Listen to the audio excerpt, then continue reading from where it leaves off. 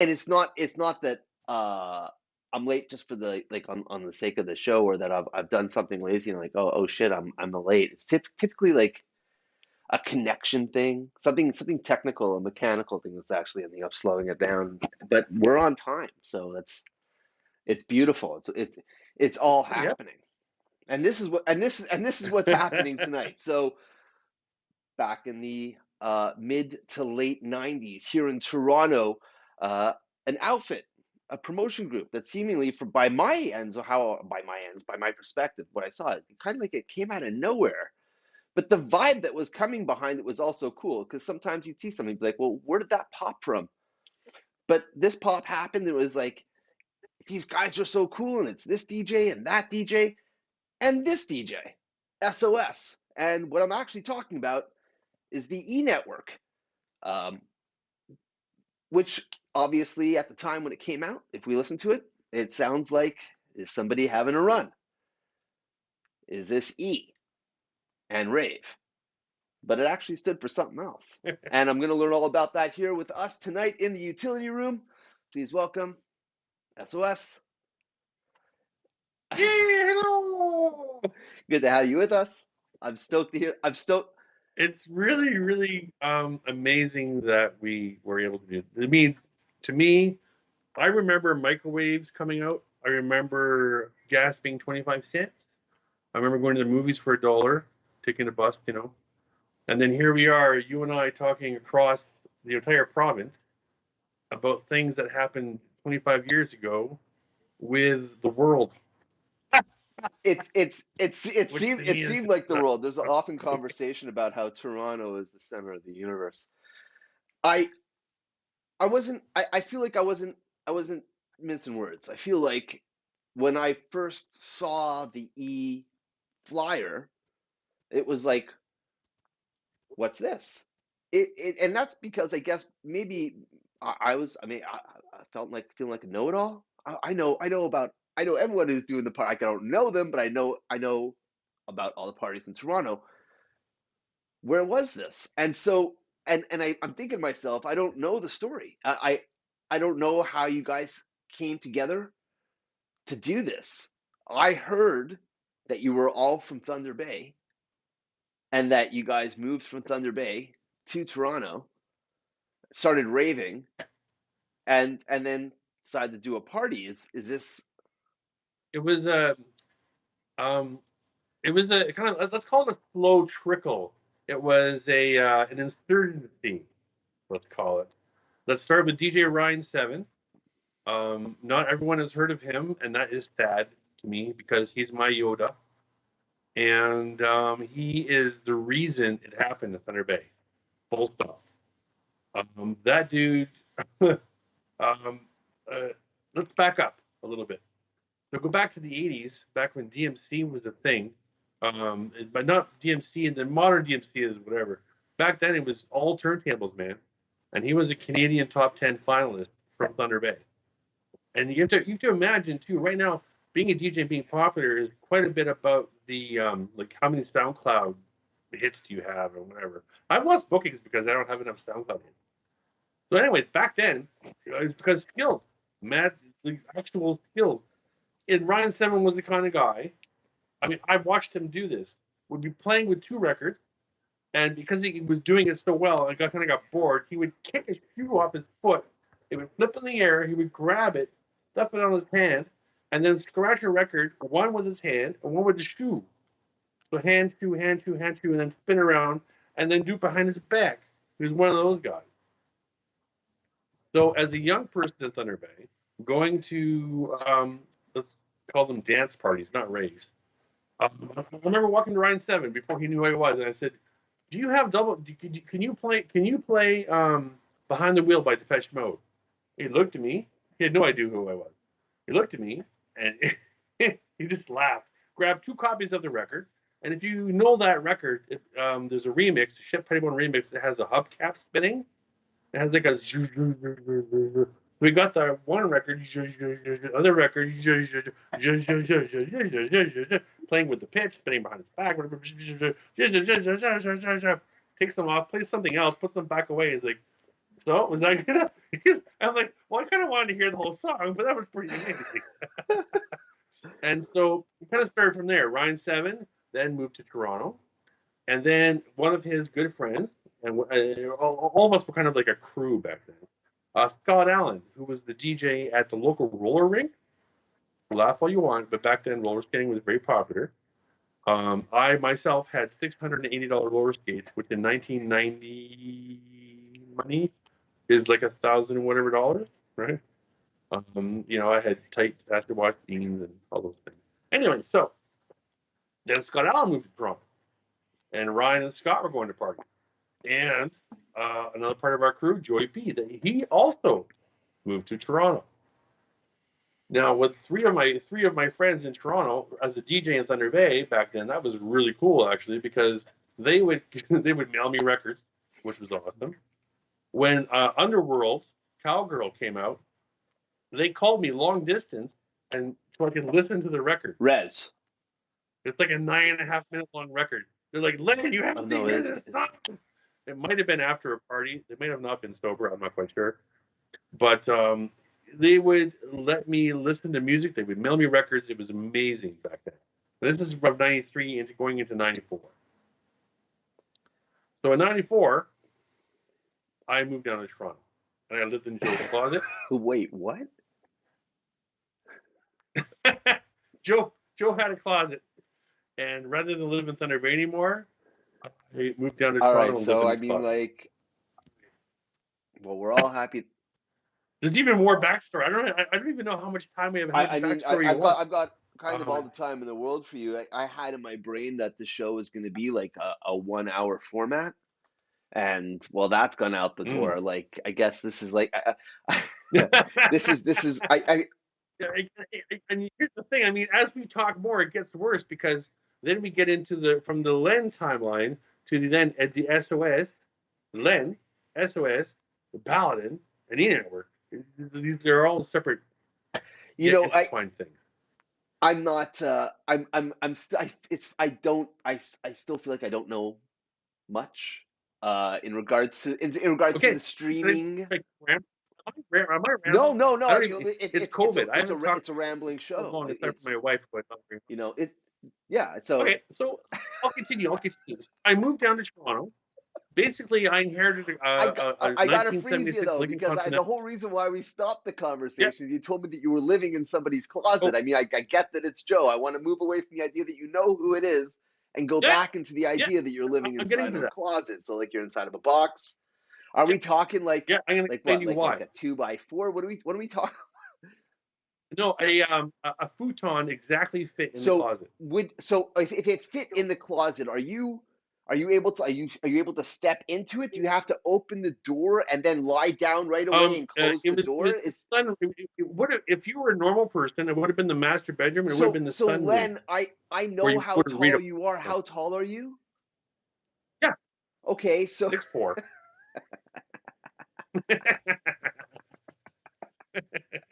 I mean, for me that might work. I just I'm being sarcastic. So you're in a closet. So again, I'm just trying to get this because I'm thinking to myself like a train or a tour bus. I'm going to explain to you why moving to his closet. I want to hear. I'm going to get it right away. Okay. It's money, right? In Thunder Bay, I was a DJ at a couple of different clubs here. I was like the guy because everyone else that was good moved away. So I was a big fish in a small pond. Now I had inherited a car, but no money. That's a long other story. So I was 19. It was a giant fucking car, this huge engine, loud, nasty, amazing Kempmobile. And I was going from one venue to another in Thunder Bay, delivering another one of my DJ friends from one show to another, and the transmission went in it. And as I'm trying to get up a hill in a 650-pound car, anyone who's ever been near a Mark IV Lincoln from '76 is what I'm talking about. Giant car. Anyway, the transmission went, and so there I am, revving the engine, trying to get up to get going, and there's the cops right there. Well, expired license, misuse of plate, no insurance, and safety violation. So the car got towed away. So I went home very sad and said to my mom, "Mom, the car's gone. I got all these tickets. It's the May long weekend. My buddies from Toronto are in town. I think I want to move to Toronto." My mom, my mom, love her, went in her purse, grabbed like I think it was $150 from rent or whatever it was, bingo money, gave it to me and said, "Len, go follow your dream." The only option though, when it came to living arrangements, when I told my friends that this had all happened, was, well, they're like, "Well, we have a place, but the only place available right now in the house is Joe's closet." I was like, "What do you mean Joe's closet?" Like, "Well, it's like a room, but it's a closet." I was like, "I'll take it." So rather than stay in Thunder Bay, or rather than miss my opportunity in 1994 to move to Toronto and live the dream, I moved to Toronto and lived in Joe's closet. It's a dream. It was a dream. Until Joe bought a waterbed and the whole side of the house started to fall into the backyard. Oh my God. Wait, Kind of what? another story. We, this is how the Berry Bunch came along, because we were living on Keel Street, and we kind of ruined the house because Joe had a waterbed, and it kind of like, it was an extension on the house, and it kind of started to break away. Like the waterbed was no longer level. Joe drained all the water out and pumped it full of air. I mean, I was just living in this. Wait, what? It was so funny. Oh my God. Oh, Okay, so I, you're in a dilapidated housing I went over scenario. to like, "Joe, it's time to go to work." You And he's got you like, got you got out of the closet. Eventually, the closet "Berry house." scenario. All right, Yeah. so you. And then the Berry Bunch became famous because then we had a whole house with a garage and the Okay. whole crew. Then there was more people moved. Once we got our house, more people moved down. There was like um, 6 of us in Thunder Bay, and another, I think, 3 people moved in. Over time, people kind of came and went. Most notably DJ Shine, he lived there for a bit. You know Murdoch? Come on, you know Murdoch, Silver Pants guy. I'm gonna say. I know what I do. I need to see a face sometimes Wow. as well, and then I'd be like, yes, absolutely, and I can follow it with the story of how I know this person. But unfortunately, right Okay, now, okay. So I want people to say moved yes. out of Somehow the it's Berry it's Bunch with house. me, but not. Okay, people moved in and out of the Berry Bunch house, but it was basically a big DJ house. To kind of put things in perspective, as the Berry Bunch house, it was really good on Sundays. We would have after parties and stuff. And the neighbors knew that uh, young people lived there. And I remember one time they came to us, the lady next door. She's like, "I'm just wondering, you guys kind of come and go, and we see people come and going, but you don't ever have like parties." When I was done laughing, I was like, "You should come to one of our parties." And this is right around E5 Vibe Alive. Now So E5 Vibe okay, Alive. hold on. So we Okay, were like mega jump. Bring yeah, me to E1. E1. Oh, E1. Okay, E1. Yeah, E1 was a very much house collaborative effort. And what had happened is But you we'd all guys been going. didn't We do were it in going to Barrie. parties. Why didn't you stay in Barrie? It sounds like you had foundations that were going on. It's not Barry. It's Barry Street. It's like right off St. Clair. All right. Wow. Yeah. Like, see, I'm lost. I thought you were, and Yeah. because I was about to say, like, did you guys Things have that I thought you knew interactions that with? you didn't know.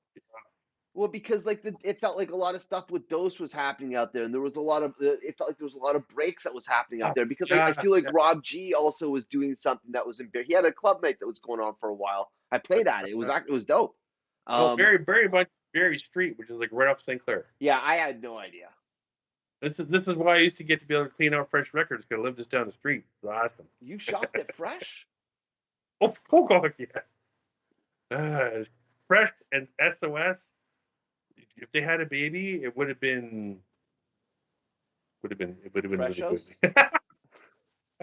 So, all right. So, a collaborative effort of everybody that was living at the house, a E1, mixture of. E1 was E1, and of course, I don't want to leave anybody out, and please don't make me name names, but No, there was a lot I'm of not. people. I'm not here for that. And sometimes I I'm like just saying. to. That was a rhetorical Yeah, I point. want your But perspective, there or was I'd about say there was all about y'all 10 be of us for together. that show. There was about 10 of us for that show. Thunder Bay people and a few Toronto people. But the E1 happened because we had been going to shows forever, and um, Ryan and myself have been trying to get booked at shows. And I don't know if you remember back then, or if because I seem to recall that you were not quite affected by this, but there was definitely the Destiny Atlantis / Pleasure Force split. And I'm not gonna Blitz? I'm not gonna sit here and like diss anybody, but you were either part of the Pleasure Force team to really like switch things together, Cyrus, Pleasure Force, Better Days, or you were part of the Destiny Atlantis type team, right? And the two groups of people were doing shows, and they were kind of taking turns, whatever. And we were like, you know what? Why is the only option a $40, let's call it $20 plus party? Sometimes maybe you don't have the money to go out and party at a giant thing, and or there's a huge pool of DJs that we all know personally, not just from Thunder Bay, but like from Toronto, that aren't playing because you can only book 40 people. I'm not putting blame on Kruger or Burns or Michael Stein or whatever. You can only book the people in a night, right? So we decided that the next time there was a jungle party, which was Cyrus, I forget the name of the one, but I know it was February 1995, that because it was the exact opposite of what we did, that we would throw a small party. We already had a space through a friend. It was a band jam space over on Mowat, 37 Mowat. And that's what we did. We were like the first people to say, hey, maybe there should be an option on a Saturday night that isn't a thing. Especially with the Cyrus parties. I mean, they were definitely like a single group of, like a single genre kind of group of people type thing. It's not like Better Days where maybe you could have like a giant muzzle of people and they all kind of got along. And the Cyrus parties were pretty firm jungle, type things. And so, in our opinion, you could do a small house, progressive house trance party same night as a jungle thing with Cyrus and get away with it. So that's what we did. $1 water, $5 party.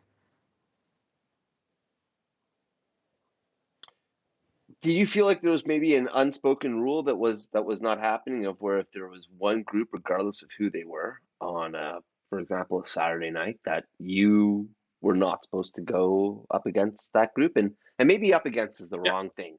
Just like, I how completely this? How agree. about this? That y'all are over there, and we just want to be over here, and we're doing something different too. We're not doing what you're doing. Like, I guess like both are raves, and that's where the similarity ends. Mhm. Was there something like, where you, a boundary? Was there an imaginary line that was being drawn? Well, on Saturday night, was RPM the only club to go to? You're asking me the question? Yeah. The answer is no. Well, so if we were doing a party that had like a 200 person capacity, 200 people capacity, it was $5 a $1 water. All the DJs were playing for $50. It was small. It had a small sound system. There wasn't a laser. It was not what the big party was. Right. We weren't doing like a big party. It wasn't like E6. Our New Year's party was in direct competition with the big party. 100%. We meant to compete, I but think. E1 was meant just to be something else to do that night. Okay, so I mean, I might be wrong, but No. by the time Continue. that you guys were doing parties, wasn't it already at like a two party a night by two different promoter place? Or are you saying, because I guess when you So were saying that. as far as we were concerned for E1, as far as a group, because we would all go out and party as a group, we were always basically, we would look to see what was happening. If Dr. Trans was on the flyer, yeah, it's probably the party we went to. To be honest. Mm-hmm. And in my opinion, I don't recall there being somebody else going against a big party. And I don't mean, against is the wrong word. I mean, simultaneously, I think is a better word than against, because we were never against them. They were doing their own thing. Right. Our people didn't even want to go to that party. Did you feel that there was a competitive edge that was coming at you from the other side? Did you guys Sweet feel that Jesus pressure? Christ, dude! I'm not going to name names, but it's a it's a known fact that they called and left death threats on our info line, and they threw in our flyers all over Toronto. Wait, somebody called you you and threatened you guys on your info line? They called the info line and said, "We're gonna fucking kill you." So how do we know what that was or where that emanated from? Or were you guys just feeling that energy? I'm not going to name names, because I know the person's voice. I know who he was. Oh. And he had a very distinct accent, and I'm not gonna. I've moved on. No, well, But I mean, I know who it was. No, Someone it's involved it's with a the tough event who was famous conversation. enough Did you ever that feel like his voice escalating was it? very Was it ever a place where you guys were like, we gotta, like, holy shit, someone just called? Like, did you not feel well, maybe? yes, it gets even better. This is actually a really good story. So yeah, basically we I hit you though. Basically, I won't say that anymore tonight. I promise. Anyways, so we got the death threats on our info line, and at the same time, and I can say this now, having had third-party knowledge being told after the fact, right? So at the same time as we were getting death threats on our info line, Don Burns was getting 911 pages saying, "Call me," from the person calling our info line, right? So Don Burns calls this unnamed individual. And it's not Michael Stein, by the way. I'm not. He has nothing to do with this story. These people think because he was kind of the head of Plunger Force. I'm not. It's nothing to do with him. I want to make that very clear. So, anyways, this person who is involved in the Cyrus party the same night as us, who is like a prominent person in the scene, doesn't just call our info line and leave death threats, which I really wasn't actually threatened, but also calls Don Burns, 911, call me now. Someone calls him back, and this guy is like absolutely losing his shit because we put a flyer out, and it's actually kind of funny. I did zero. I'm the one who did all the flyers for E-Network, okay? And I did zero research for the flyer that I made, and because Terry Kelly was Top Cat and had a like a Sylvester-looking icon for his record label, I made a joke on the flyer that said Mickey and Pluto try to keep the evil jungle DJ away from blah blah blah, something to do with the jungle DJ and Mickey and Pluto. I honestly had no idea that Mickey Finn was playing at the other party. So they had a giant meltdown. They thought that we were doing a subliminal message type thing about keeping it. We were going to screw them, and sure enough, dude didn't even play as far as I know, which wasn't our fault. We were just a bunch of kids. So, anyways, Don Burns calls me up and says, "Len, I'm getting 911 calls from so and so. I need you to come on the radio show this weekend before your party and dispel the idea that you guys are doing a party like against them." And I was like, sure. So if anyone wants to go to my Mixcloud account, I've got the audio from Energy 108. So my first appearance on Energy 108 FM in Toronto as DJ SOS was to go on, play a little bit of a set, but to sit with Don Burns and explain that I had no ill will towards the Jungle Party. So, I kind of want to say, I guess, thank you, because it was like my what's the word I'm looking for? Inroad, my into Energy 108, It wasn't the last time I was on, but it was the first time, and it was very, very early in my career. There's a whole lot to unpack there, Len. I do want to talk about your first party. What I want to talk about is it was more than a little speaker, and it was more than just. Where was the location? This felt like location. Yeah, I mean, Yeah. I know the answer to the question because I was at the first party. I think that there was a van. Yeah. Oh yeah. There was a van inside the party, and the van. Oh yeah, the van was also cool. Yes. And it was filled with fun fur and big plush pillows, and this was the room that was used TV for and Nintendo. Like a chill. It was like a chill out room. A chill out van. with And Nintendo. there was a Nintendo in there. I don't remember that. Okay, I do remember the van and the room. Yeah, which was There was a group of 3 guys. They were, um, they became interactive with us through Ryan 7. Now, I'm not sure how he met them. I think he might have met them at a bar that he was DJing at. I'm not quite sure. But the idea was that they wanted a DJ to kind of scratch in samples as part of their metal set. Because you think back to 1993 or so, like the technology isn't what we have now. If you wanted to have like samples, you had to play samples. You had to have somebody play the samples. Nowadays, you have a drum pad type thing. But so they wanted to have somebody, a DJ, playing samples with their band for some of their shows. So they talked to Ryan Seven, who was just amazing, and he was like, "Hey, you guys want to make some money? We want to throw a party," and that's what happened. so you guys have this space, and this is what I'm saying is that there was some thought to it. Did you guys put the van that was in there? Was the van was stationary? It was just already Oh there? no, oh, I keep hearing van and band is in the same. No, yeah, no. Now I'm back The to the van, van. the van How was often there. do you run That into a space, party and you see a van that's aside from outfit? the No, shit I'm hanging from sorry. the ceiling, Yeah, aside from the shit hanging from the ceiling, yeah. that was all them. The flame painting shit, all the weird shit was that. Okay. That was those people. It wasn't us. So after you guys had that setup, that was before you at that jam and being in that space, was that what furthered the agenda to go on at the second party at E2 and Oh, really do up the room and decorate it? Was what happened at E2? I remember the beginning of E2 very well. I was a what's the word I'm looking for? Significant other of Janine, G9, and we were hanging out, smoking some weed, and we called like a friend. I forget which friend. And we said, "Hey, we're thinking about doing a party next week." I'm like, "Oh, that's a super awesome idea." I'm like, "Okay, well, you know what? If you're in, this is a popular person. I'm not going to name them. But if you're in, okay, we're thinking about it."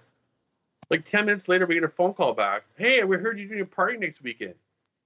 And me and Janine were like, "Oh shit!" People are calling. It only took one person. People are calling each other, and then the info line phone started to ring, and all these things started to happen, and we're like, "Shit." I guess we're doing a party next weekend. Well, we hadn't even talked to the guys at the venue. They live there. For all we know, they were going to go to Jamaica. We didn't know. So we had to go down to the venue and say, "Hey, we did this thing. We kind of told our friends that we're going to have a party next weekend.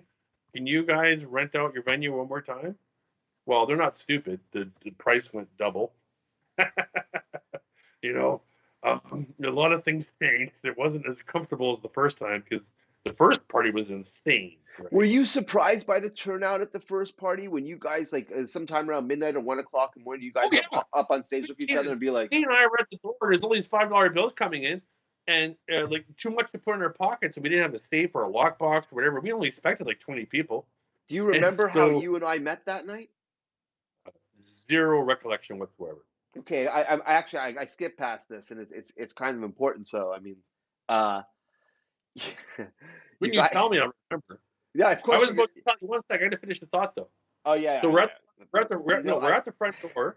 We have pockets full of $5 bills, and we're not sure what to do. So what I did is I literally put my fist through the drywall on the side on the wall, and we stuffed all the money into the drywall, thinking no one's going to think that there's like $1,000 in the wall, and it'll cost us $20 to fix. He just that was our safe. We I started mean, putting money, the fistful in the drywall next to the door. some sound logic. Yeah. Yeah, that when we opened up the wall the next day, the guys that live there were like, "You're gonna pay for that." I'm like, "Can I pay for it with fives?" They're like, "Sure." So I pull the thing open and like $3 grand worth of fives.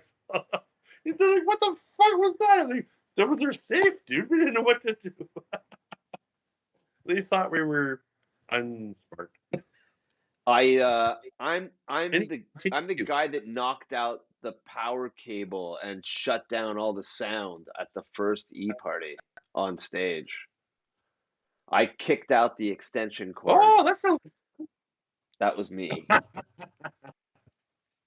You know what's awesome is that I am a IOTC member. I've been a sound guy now, sound guy, an audio assistant, a professional in the industry for many years.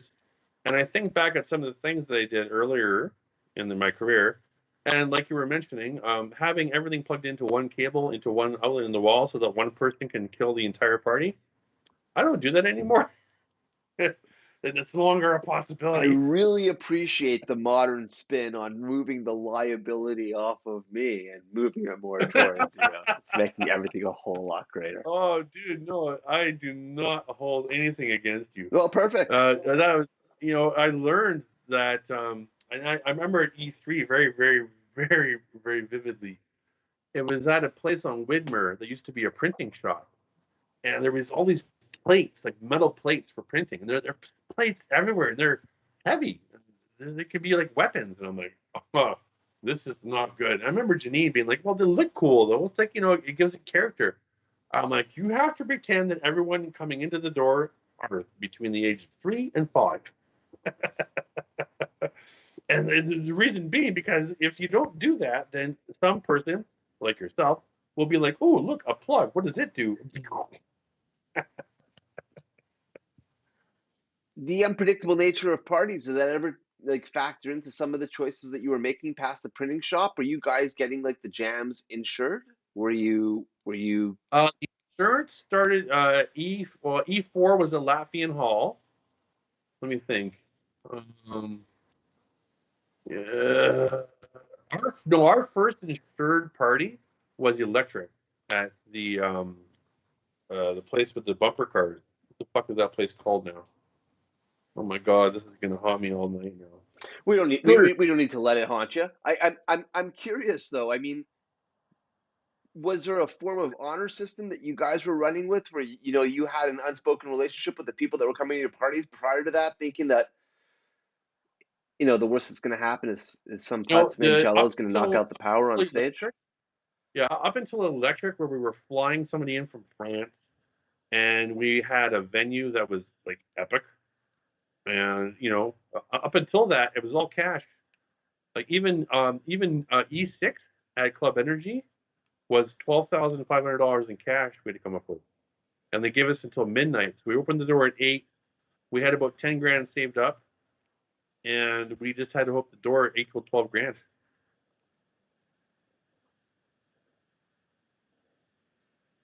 That's heavy, man. What? Yeah, we were all, and that's the thing too. Like people say, oh yeah, people always think, and I know that you know this, that promoters and DJs are all rich and just do whatever they want. No, dude, you understand? Like people didn't pay their student loans, and sometimes rent didn't get paid, and money was moved left and right and up and down to get deposits and sound deposits and venue deposits and whatever. And for us until electric, it was a cash business, and it was our own cash. It wasn't some fanciful line of credit thing happening. It started at E1 and gradually built up until it saved E6, where we had this as a group. Well, keep in mind, even up to E6, there was still at least 6 of us that were in the pot. That if somebody was to die at our party, we'd probably all be bankrupt. You know what I mean? Like, you know, I even hate bringing it up, but the first party that we had insurance at was electric, and wouldn't you know that one of our friends fell off a cherry picker and really injured himself. It was terrible. It was terrible, and it was an accident. It was nobody's real fault, but thank goodness we had insurance. Because we were able to take care of him. Thank goodness. But up until that, it was by the seat of our pants, man. Totally by the seat of our pants. E2 could have very easily been at some stupid club, but thank goodness we were able to do it at Moat. This So close. this is a very heavy episode. I have Uh, so many yeah. stories. I'm trying to stay on topic, but my brain is like, oh, we'll just tell these 4 different No, cross. no, no. Listen, firstly, I'm no judge, and I'm not here for it either. And like, and the sharing too is just next level. So, thanks for your honesty. Yeah, Yeah, it's your perspective, which is, my perspective of E-Party. yeah. I mean, well, I'm just thinking to myself, like,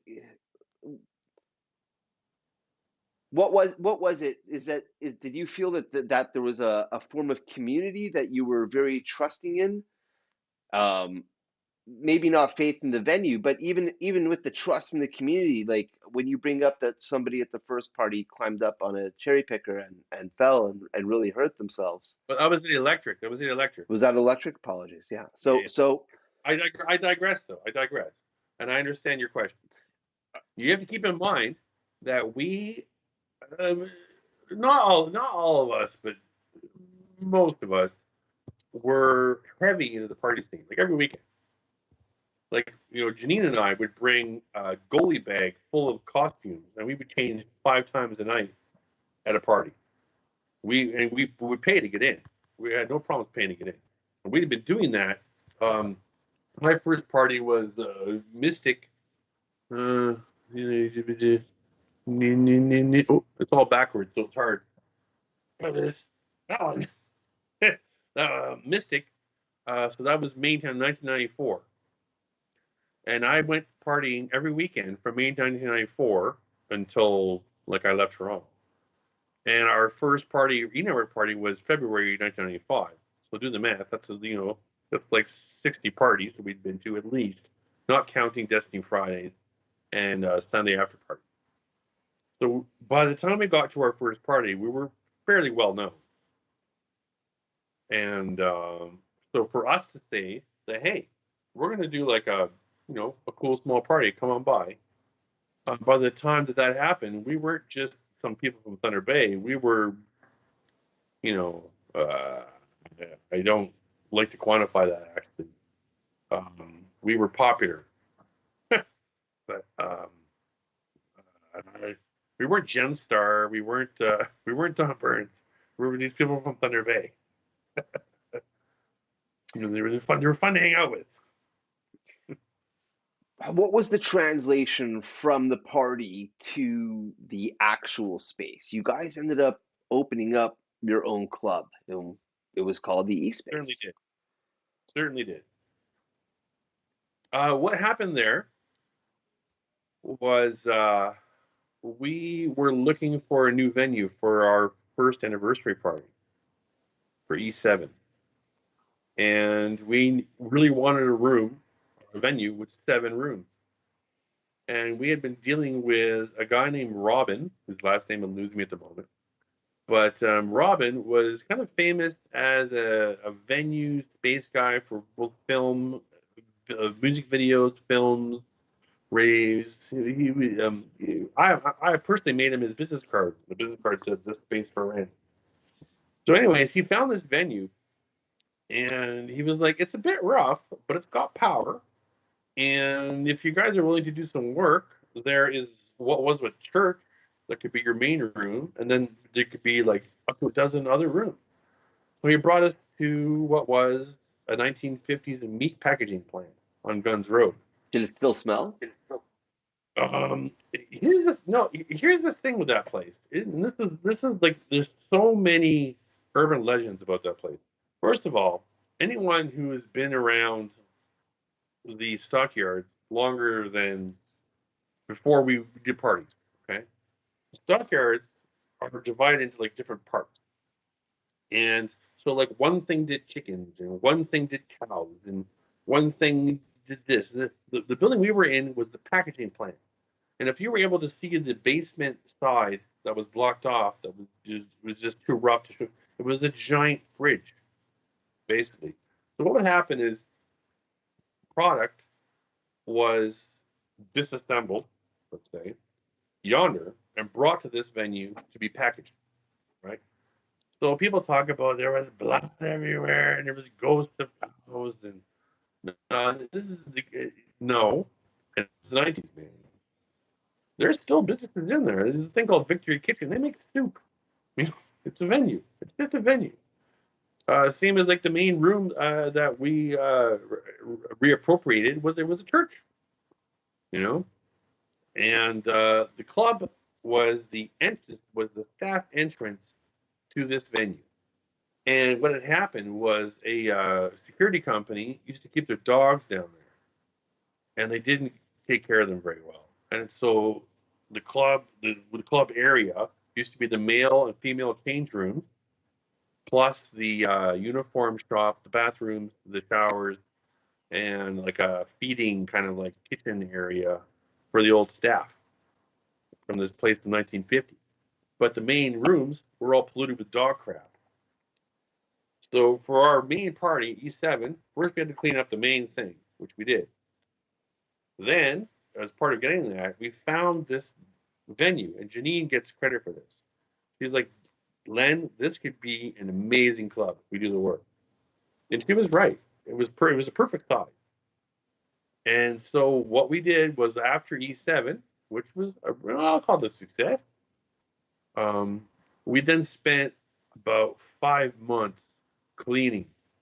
Just I have pictures, just top to bottom. Just we bought this industrial enzyme cleaning stuff that was like a bacterial type.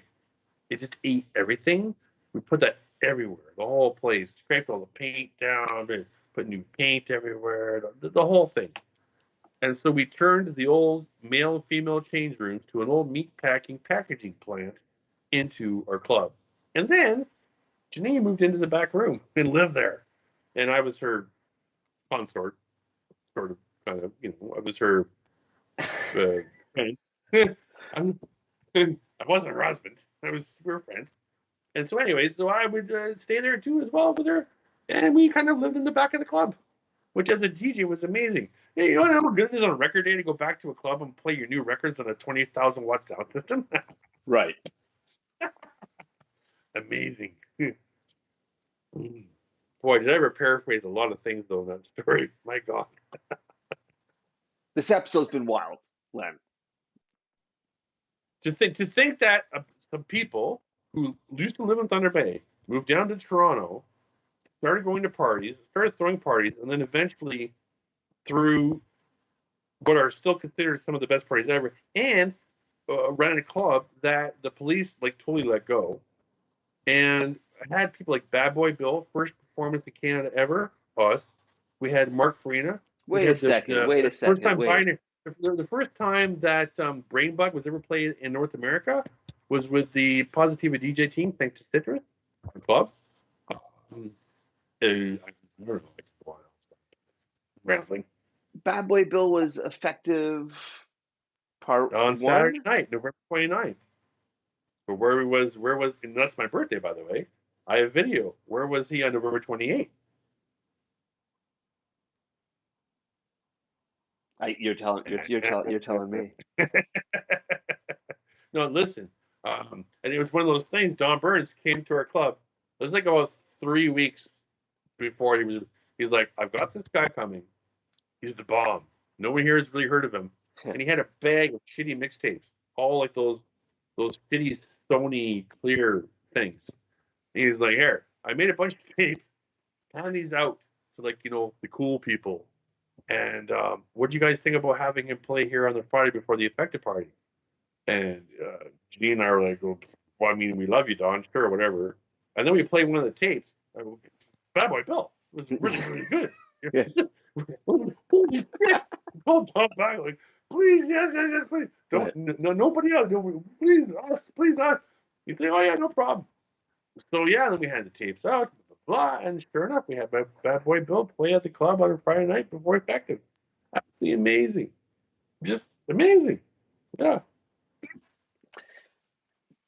The club itself, at this point, did you find that there was a strong difference between running these I guess it wasn't, they weren't really one-offs. It seemed like there was a party series because of the numbers escalating as each party, you know, went on.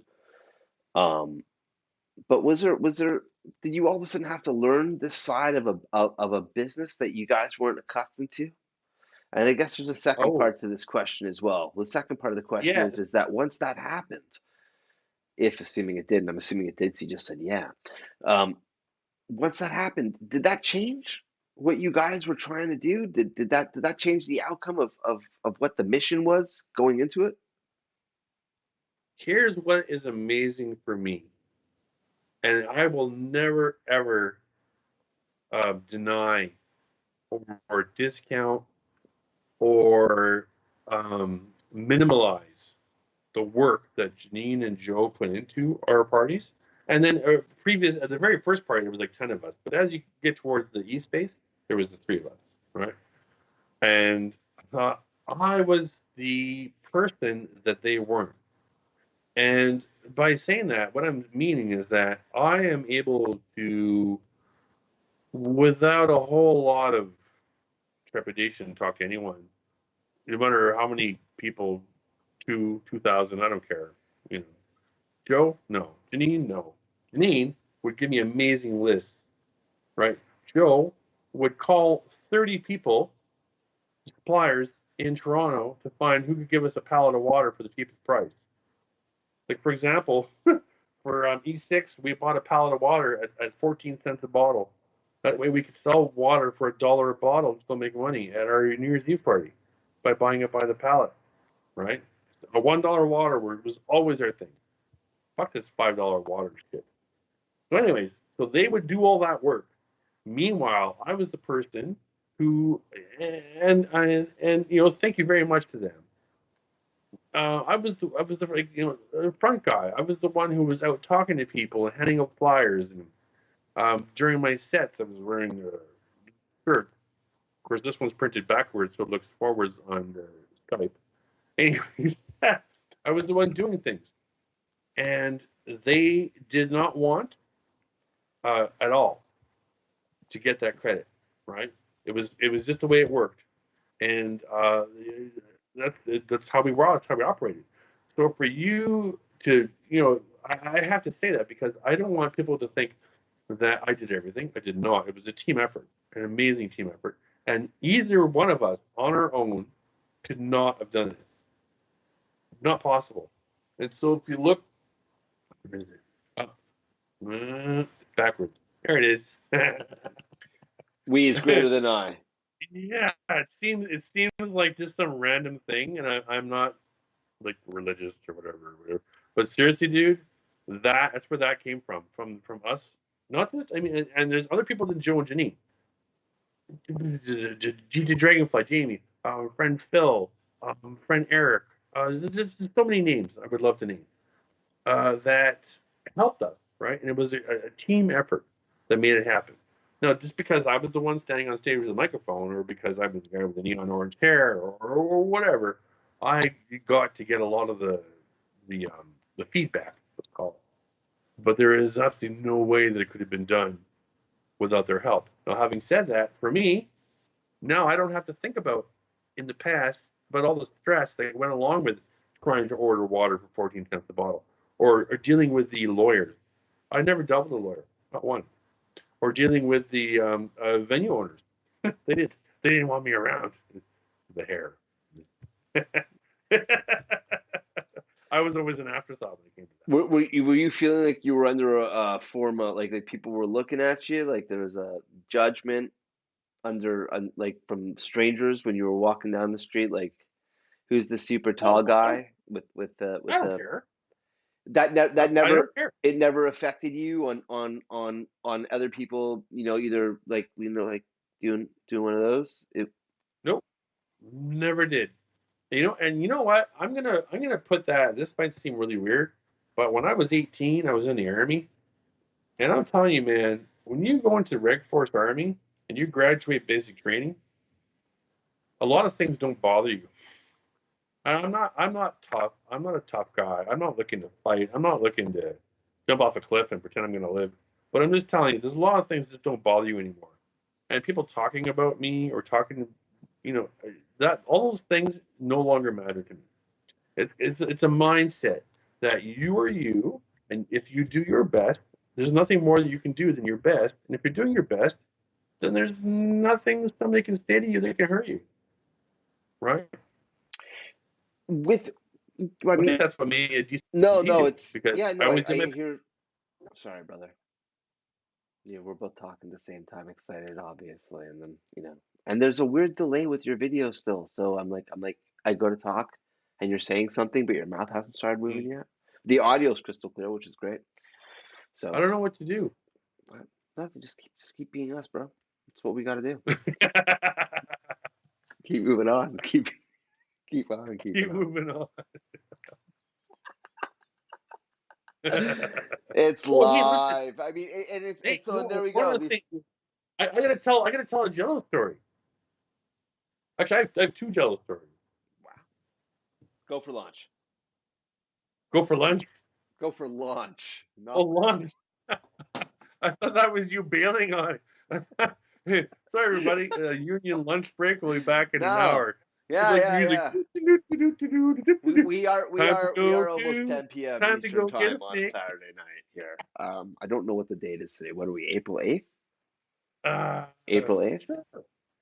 2021. No, we're not. We're more. We're April. We're something else. I don't know. Give me your stories. I would like to hear them. Um. Okay. I have I two would like. stories. I'm being genuine. Actually, I do. I because I'm. Let's see my face. We'll see. Like I'll be like, oh, I know this already, or it might be like Um, my eyes darting back and well, I forth. mean, Like I have you were no idea. there, so Was this you're either gonna me? remember them or not. I mean, I remember they're kicking out the power cord, and you scowled at me. You, yeah, yeah, yeah. You had the elongated arm with the finger extended, and the that's because that was all my responsibility.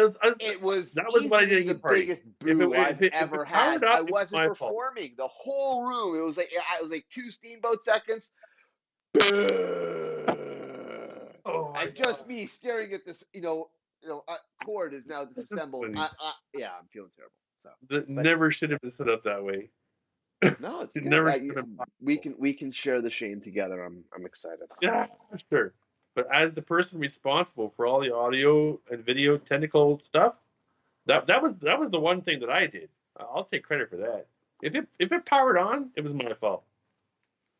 Like the What? sound and electric with the whole curvy sound system thing on the hockey arena and the front speaker thing, that's my fault. So are these I stories? Are these stories like debaucherous stories? Is like, do I have am I like out of sorts, or is this like a story like a? no. Oh, So okay. Not like, listen, you can tell that story if you want. I mean, I no, was no, not even close. colorful. I have two really good Jello stories. First Jello story is really funny actually. So at the East Space, I want to say first of all, thank you very much. I have trouble recalling a time where we asked you to play an E-party and you said no. First of all, thank you for that because you've always been an amazing DJ and um, Thank like you helped us because you didn't suck. So thank you very you. Happy to help by not sucking. much. Thank you for not sucking. That My wife, actually might be the name I of my did, next and mixtape. That's great. I'm just gonna take that. Thank you for not sucking. thank you for not sucking. I'm gonna find like a "thank you for not smoking" sign, and I'm gonna put like that phrase inside of it. Thank you for not sucking. Well, you know what? I'm not even sure it was the night you were playing. It was at the space, and you were there, but I don't even. In my But mind, was I? there's a lingering thought that you weren't even booked. You were just there. You're like, like, hey, can I come in? You had some friends. They're like, go in, whatever. And so I recall being in the kitchen, which had a locked door. And I think there's a friend rolling a joint. I don't even know. We're hanging out in the kitchen, and there's this giant thud on the door. Thud, thud, thud, thud. And I look at my couple of friends. I'm like, the thud, and the door like, almost opens. I'm like, give this a second. So I stand to the other side of the door. One more thud, and so the door opens, I can still my friends looking at the person who's now emerged to the door, but I'm behind the door. And so this person then grabs the door, slams it behind him, and says, "How's it going, everybody?" And it's you. And all my friends look at you, look at me, and you see them look at me, and you realize that there's like the guy who runs the place standing behind the door after you kicked it in to get into the kitchen. And your face went from that Groucho Marx smile thing, all you need was a cigar and the wiggling eyebrows, to like, oh shit, I just kicked in the door to the kitchen. Like I But kicked in the for door? me, it was like, shit, that's Jello. So I was like, what the fuck do you want? And I don't even know where the conversation ended. That's where my memory ends. Was like me asking you, what the hell do you want? You to kick the door in. You kick the fucking door in. Why did I kick a funny door in? because the door was locked. You couldn't get in. Now, as far as I know, that's where we kept the DJ beer. I think you wanted free beer. Is what I think it was. I don't know, but I'm gonna go with that's what I'm gonna go.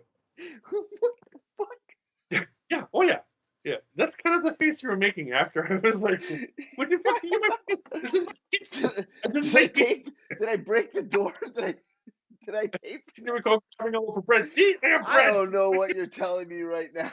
I don't know what you're telling me, man. I Yeah, got a all better right. one. Oh I got a yeah. better one. This one has about 2,000 witnesses. Wait, what? Oh yeah. Yeah. The Masonic Temple Citrus Party. Why did I kick in a door? Because it didn't open and you were trying to get in. And it was Yeah, a flimsy door. That's his Like logic. you could tell if you pushed on it, if you just give it a bit more force, it would open. You It could tell sounds it was like like an a stupid order door. that's followed. Yeah, Yeah, it was like a I'm stupid picking door. it Like up. it was barely a door. Because we bought the cheapest door possible. We don't care. It Back wasn't then, really a that's maybe door. why I was able to kick it in. So, okay. Okay, so the Masonic Temple Citrus Party. I don't know the name of the party. I don't know the date. Don't ask me. Don't know. Oh, fuck. Really, really good party. I think you had already played or were about to play. Anyways, you were on stage, hanging out. You weren't like hanging out with headphones on like you're about to play next, but you were hanging out. I remember very clearly that Don Burns was the next DJ on. And I remember very clearly that I was at the end of my set and I had a white label from Tarl, the Alliance, one of his trance tracks. This got pressed. All right. Now at the time, I was using because whenever I DJ, I always try to not have the headphones on and the hat down and just hide. I always like to have minimal headphones. So back then, I had a Sennheiser headphone. It was just a single little speaker thing, went around my neck, down to my pants, through my belt loop, into the mixer. But it was no curly cord. Okay? And I remember very, very, very, very clearly, I'll never forget this, that I was going to turn to Don Burns to suggest that my last song, because we're on time constraints, my last song and his first song should be Carl's new record. Right? Does this all make sense so far? No. It does? Okay. No. I'm anxious to hear how it ends. So I wanted to make my last song and Don Burns' first song, this record that I got from Tarl, the Alliance, a local Toronto producer. Gonna play this record as my last song, Right. but we get around out of time. So it can be Don Burns' first song too. Okay. And Don Burns is behind me. And I want to tell him that. Right. All right? So I have this record, I put it onto the turntable. I turn to tell Don Burns this. But what I forget is that I don't have a curly cord for a headphone. And the Sennheiser cord is about 5 feet long. And I was like this short to having enough. And as I turned, I'm even thin, 200 pounds. I'm a big guy. Pull the whole mixer off the table. It is now hanging by the RCA cables and one ground cable. And it's swinging like this. Don Burns is looking at me like, Lynn, what have you done? And I look over this way, And there's Myron, the sound guy, big long hair, he'd been sleeping. I remember looking at the dawn. I remember looking over at Myron. He's like, because he was at the Masonic Temple. Now, here's the part that I haven't told people until now. Is that at the time I was on 10 hits of acid.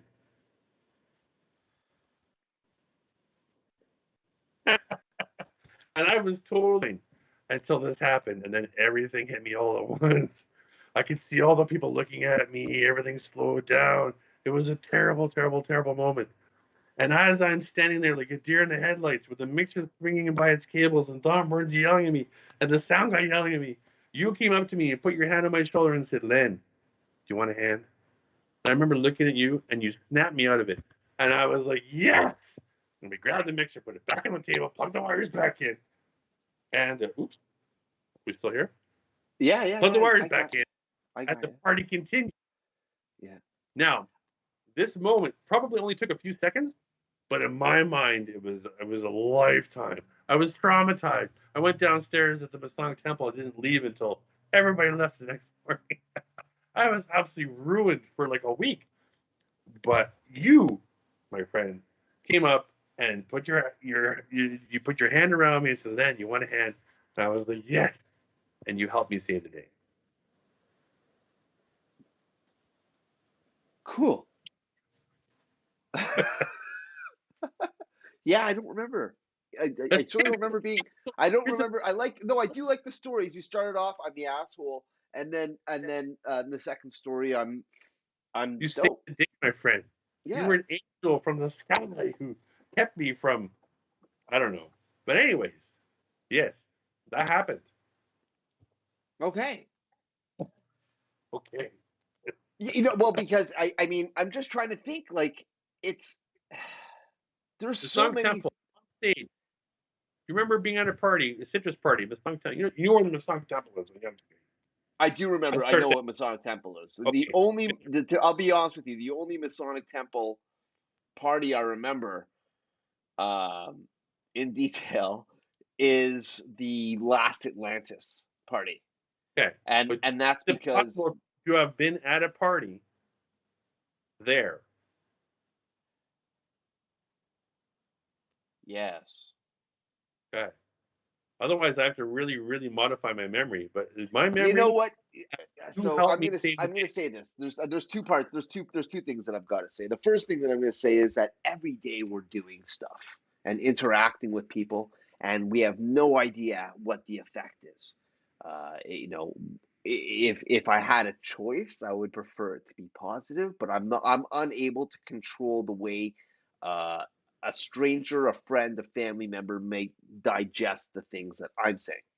Right. Um, and then, when I hear a story about something that I've done or that I've been a part of, and I mean, obviously, like, back in the the day, this is like 25 years ago, man.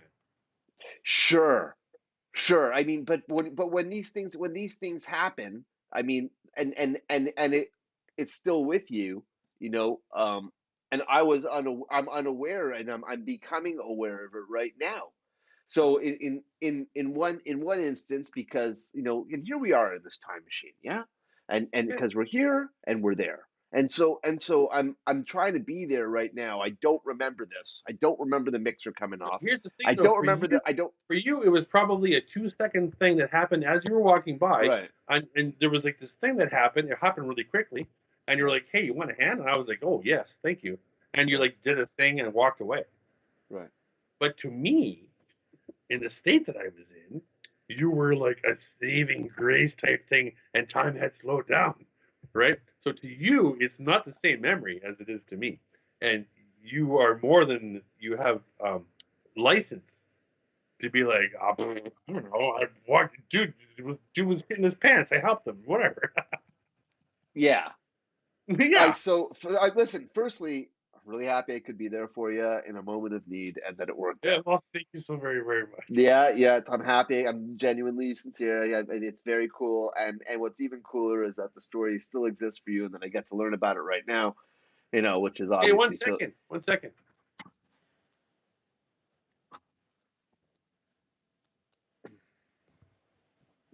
This is my wife. Hi. Hi. She's a How's it going? PSW. She has to go to work because she works Okay. midnight. Good luck. Thanks for doing the good stuff. Thanks. I will. She's the reason. She's the reason I'm still alive. Thanks for that. Thank you. Thank you. That's how famous she wants to be. Perfect. It is actually. Yes, I've dated a person who wanted to be famous. Told you that. Moving on. But I guess what I was just trying to say is that we don't know what we're doing and how it's going to sit with people or how long it's going to last. There's like some memory, right? Like there's some interactions that I've had with strangers. I can tell you many stranger interaction stories that are still very much with me. And yes, I realize that you and I weren't strangers at that point. You know, you'd already gone and yelled at me for kicking out a cord on your stage. So I love that so much. It's there. And It'll like, never happen again. That's the good news. Yeah. So, but then I'm just saying, like, it's pretty wild. I know that there's some shows that I listen to that I'm happy that the shows are there. You know, it's not like I'm like, oh, I'm friends with this person because I get to listen to them every week, but I definitely enjoy having. I guess there's a comfort of it, right? Like whether it's a TV show or a podcast or something that I'm able to be a part of every week. And I definitely am thinking a lot about the time just time in general, how much time has passed. What happened then, and so much of it.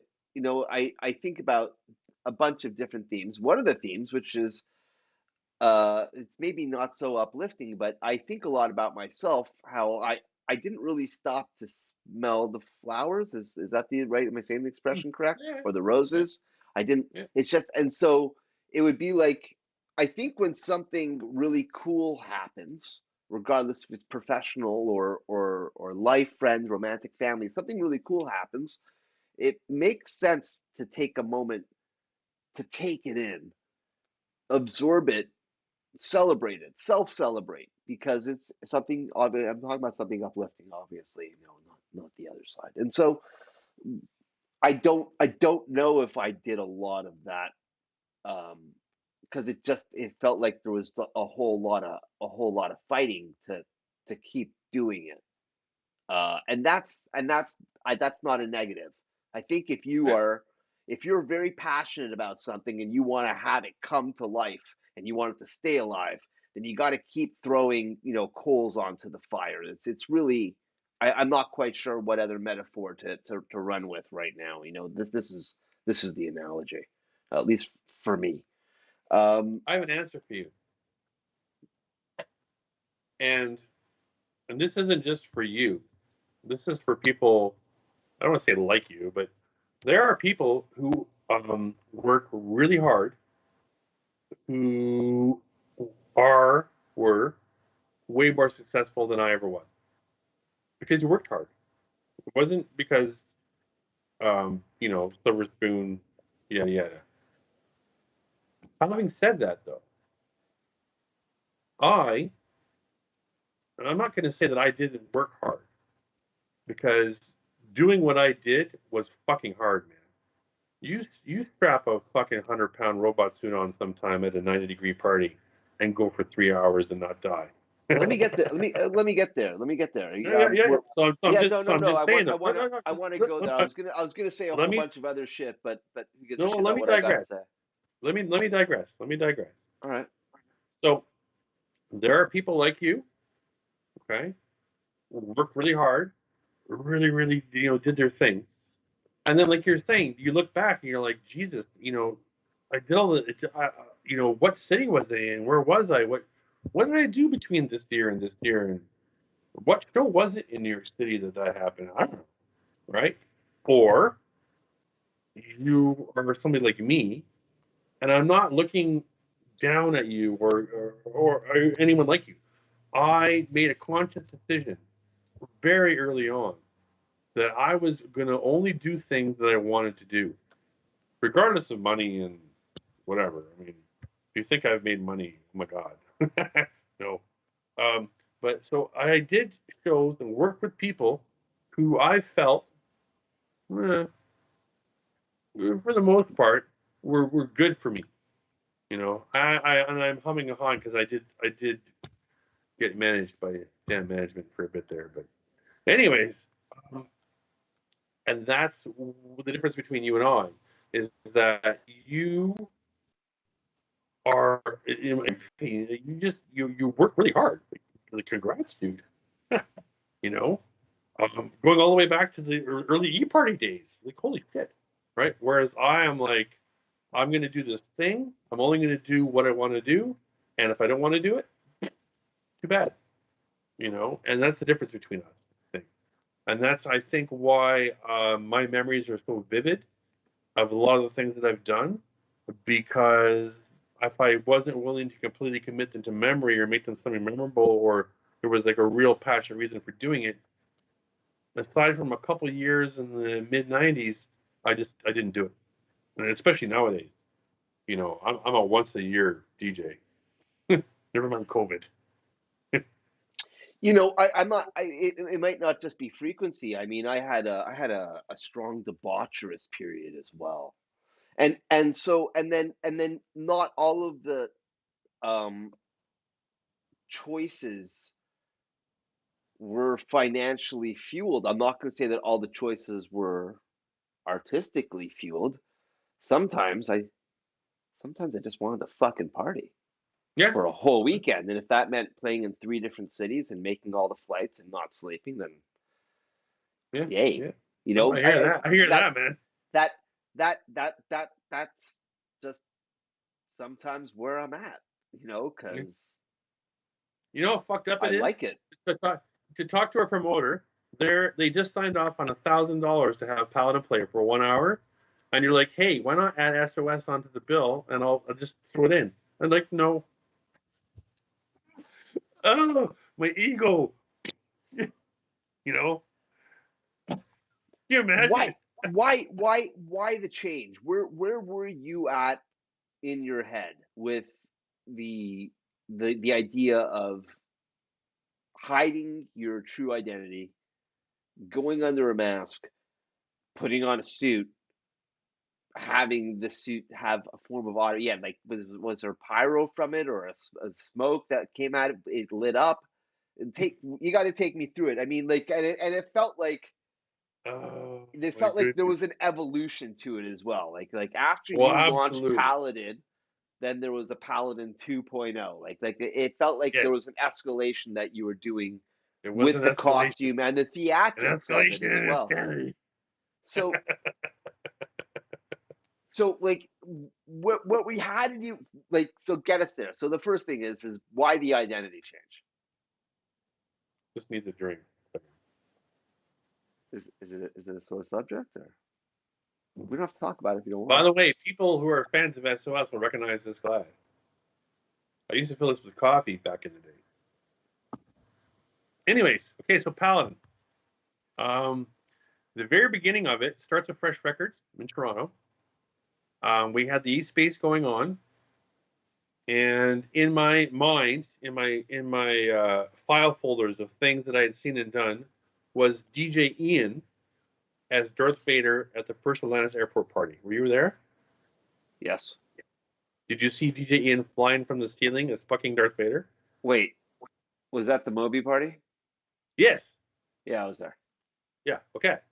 So in my mind, already I is don't DJ remember. I Ian. don't remember Ian. I remember Darth Vader playing, but I don't remember seeing him come down the He ceiling. flew in. He literally, dude. I'm not making this up. No, I On a heard wire. everyone talked about it. Yeah. I heard Flew it in must have been from the real. I fucking was ceiling.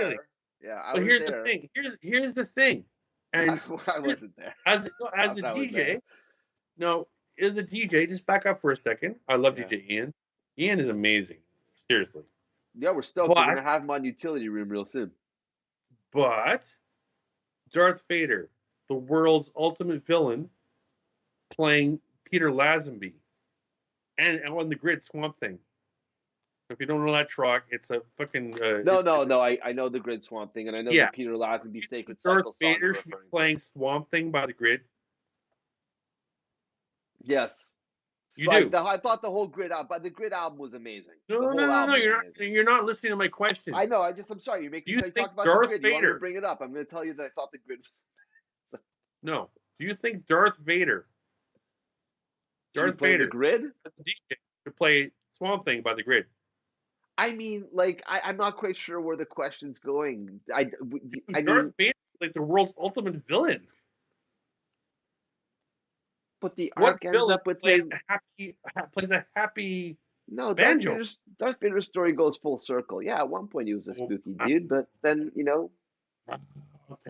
then he threw an emperor down a Darth Vader shaft. used to play stomping hard music, and you know it. It's the I'm fucking just Darth saying. Vader. He's the fucking Darth Vader. You play "You're all my subjects" type shit, not fucking happy music. And so when I was at that party and dancing to a banjo being played by Darth Vader, I was like, this could be done a little bit better. So fast forward a few years later in my life, after being traumatized at airport by Darth Vader playing a banjo, I was at Fresh Records and I found this track, thanks to Lou at Fresh. That was just the hardest, gnarliest, fattest, best, but just not SOS track ever. It was just so obscene. And I bought it. And so I'd had this thing in the back of my mind for a while, kind of like an all-star wrestling thing. And I went to Janine. I said, "Listen, we got this, our second party coming up in space called Assume Nothing. How about we put a DJ on the flyer that no one's ever heard of?" And she's like, "And?" I'm like, "And it's me." And she's like, "And?" I'm like, "And I play this record." And I said, "And I have other ones like it." So I played her that track, and she kind of got it. Other people in the Berry House were like, "Yeah, that might actually work." So the very first show, I wore like ski goggles and black outfit, and nobody knew who Paladin was, and I played this dark, stomping, hard, just hardcore on the wrong speed, which of course now you call it hard style. It, weird shit, just weird hard shit, and just like left, and people were like, "What the fuck was that?" So then that turned into, okay, well, that outfit was terrible. We need to make that better because, as I already told you, Janine and I used to go to parties with a giant goalie bag full of outfits, right? She would sew shit. So we found some orange camouflage material. She made me an outfit. I went to that on Yonge Street, that surplus store, got myself a Canadian gas mask, changed that up. Sure enough, Paladin 2.0. And so I had this thing now. I started off by booking it at our own parties at Space, right? And it just took off from there. People were like, "We have to get Paladin to play." And that kind of elevated itself to things like, I remember I forget what show it was, but at Masonic Temple, I had a buddy of mine, Lucky. I'm like, "Hey, Lucky, I'll pay you $50 to walk around in Paladin and pretend you're Paladin while SOS is playing." And I'm like, "I want, like kind of all-star wrestling, I'm going to get you type shit." And so, so I do Paladin walking around while SOS is playing it, and nobody knows what's going on. People thought Janine was Paladin. Nobody. Oh, I have a good Lucky story. Lucky was walking around, stepped in somebody's backpack, crushed their Walkman, and just kept on going.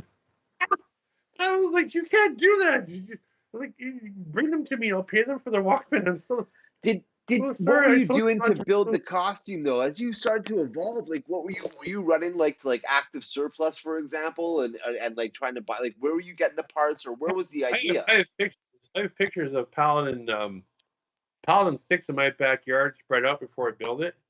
And you wouldn't even believe it. You just literally wouldn't believe it. The Paladin 5, for an example, Paladin 4 was Formica. It was cheap, just building material. It was crap. Paladin 5, which was the glow in the dark suit, which a lot of people liked, and so did I, was actually toilet seats. Glow in the dark toilet seats. Potty glow. If you gotta go, it's gotta glow. They were glow in the dark toilet seat lids. I got rented a sawzall and cut it into into pieces for the Paladin. And I had this, because ordering the material online, I looked, this is, as the very baby internet days, looking online to buy like a 4x8 sheet of glow in the dark fucking material was like $4,000. But ordering 5 toilet seats was like $30. So Paladin was better than toilet seats. It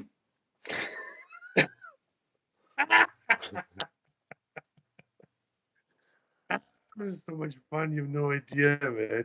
You know how much fun you just can't imagine how much fun it is to be able to go to a party. Nobody knows who you are. The promoter does. And you put this outfit on. Everyone freaks out. You get out of the outfit and you're back to nobody knows who you was. That's great. I think it's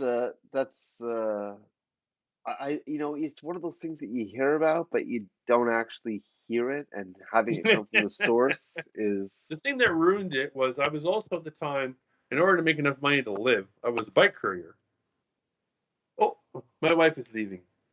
Like, not permanently, like for the evening. I love you, bye. Anyways, so I was a bike courier, and I have amnesia from the event, so I don't actually know what happened. There is video, but CP24 wouldn't release it to me because they were afraid that if I saw it, I would have some kind of relapse. Basically, I shut down Yonge Street, and I've heard from other people since then that allows me to reconstruct what happened. So anyways, I was a bike courier driving southbound on Yonge Street to make a left-hand turn to Adelaide, which is a one-way going east. And as I was coming down next to the double yellow line, somebody stepped out from Yonge Street onto the street, made a car swerve, bumped into a car. That then bumped into me and made me go into oncoming traffic.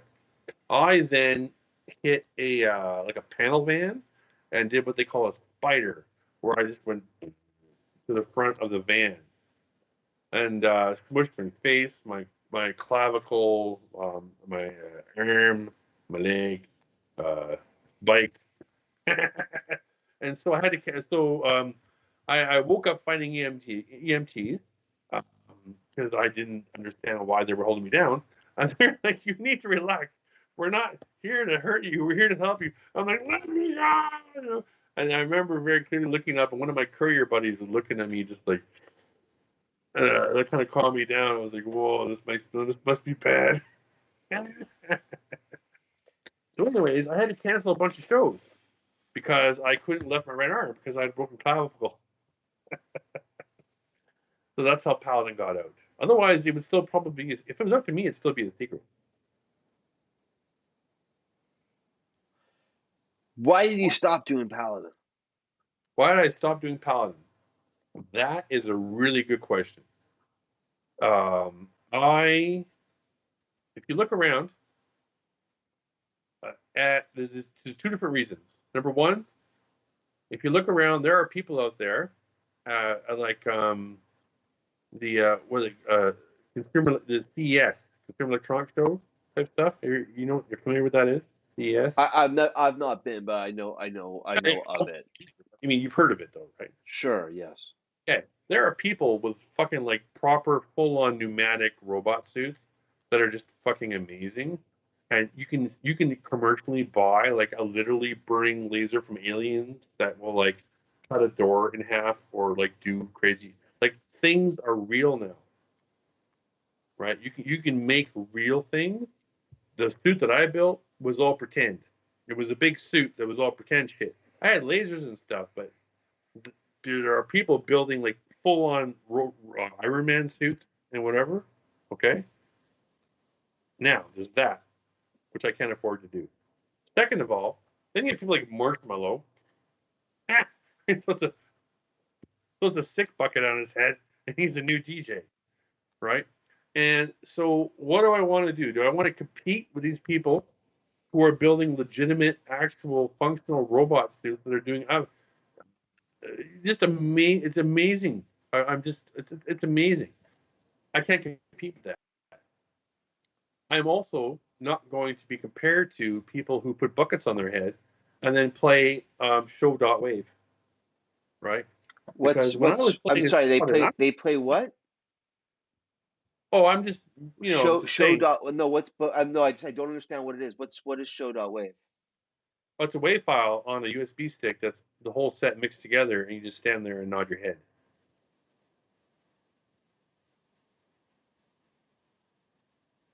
Like rather than play music, you just stand there, like Paris Hilton style. Did you feel that the theatrics of Paladin was trumping what you were trying to do with it with your DJ sets? I was very frustrated. Like, for example, my final show, which was in Detroit, because Toronto stopped booking me, because I moved to Thunder Bay, and for them to spend $200 on airfare was too much. So, like for example, in Detroit, I went up to the lighting coordinator. I said, "Listen, at the end of my set, I'm going, because it's my last set, I'm going to take off my helmet and then take off the mask. All I want you to do is put a white light on me at that moment." I said, "I'm going to play, I'm going to have a pause in the music, and I'm going to do this thing." He's like, "Okay." Start the set, full white lights on me. He wasn't even listening. You know what I mean? He wasn't even listening. And I can back that up going through different versions of Paladin. Paladin 5.1 was surround sound encoded. I went through hours and hours of work to encode each track that I played with surround sound. So then I went through my surround sound processor and had surround sound. And of course, I was wearing toilet seats in the dark, right? So I needed black lights to make the suit glow. Case in point, WIMP. Well, I was managed by Dan Management, playing at WIMP. When does Paladin play? 8 a.m. sunrise. You know? And so you put all these things together so many times that people just didn't listen to what it is that I said that I needed. And by needed, I mean needed. That I eventually had enough and realized that without a giant influx of like Hollywood money to make it so that whenever I performed, it was exactly what I needed, which I wasn't able to afford, and I wasn't willing to uh, commit. Like I was never gonna. It just wasn't gonna happen, right? And I realized that it was time to pull out, and I pulled out just as the EDM thing started to happen, right? Whereas songs like Tsunami became big, because Tsunami, if you think about it, is on the verge of being a Paladin song. But now go back 10 years, that would have been one of the hardest songs ever made, right? So Paladin happened when Paladin should have happened. And I don't have the money now to make Paladin a thing that can happen now. And so that's why Paladin ended, because it's much better for me to look back and say I never sold my soul, I never played anything commercial, I never, I didn't go down that road. I was always me, and my last show was a bomb. It was awesome. I loved it. Right? There wasn't this two people shit. It was a good show. I have a YouTube link I can just prove that it was a good show. Right? So always go out leaving them screaming, man. You felt that with this last show that you told the story, did you feel that your story was told? You're like, okay, I'm good, or was there a moment somewhere down the road Well, that's a good afterwards where you question. were I, like, I did do a couple after it, because I at my wedding I set the suit on fire. I had enough. You have to understand that when I put the suit on, the suit weighed 100 pounds. We had to divide it up into two suitcases whenever we traveled, New York City, Chicago, Detroit, wherever. Two suitcases, 100-pound suit, battery packs, fucking lasers, arms, legs, all the kinds of shit. Giant pain in the ass, right? So at my wedding, set the suit on fire. Now I kept the good parts, don't worry. But I did a couple of shows after that. But most namely was the Nocturne, the final show ever at Nocturne in Toronto. And they were like, "We have to have you play." I'm like, "Okay, I'll figure something out." So I did a Paladin thing where I grabbed the. I got a point now. Here. it takes some getting used to?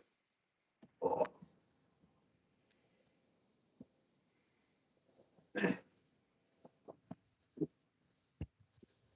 grab this guy. And threw on like some black fabric and like did a thing where it was like kind of like a Grim Reaper Paladin type deal. But you know what? It wasn't, to me. It's like I was telling people short. When it comes to a Paladin show, first of all, it has to be me in the suit. Marty's great, but it's not the same. And second of all, it's got to be the suit.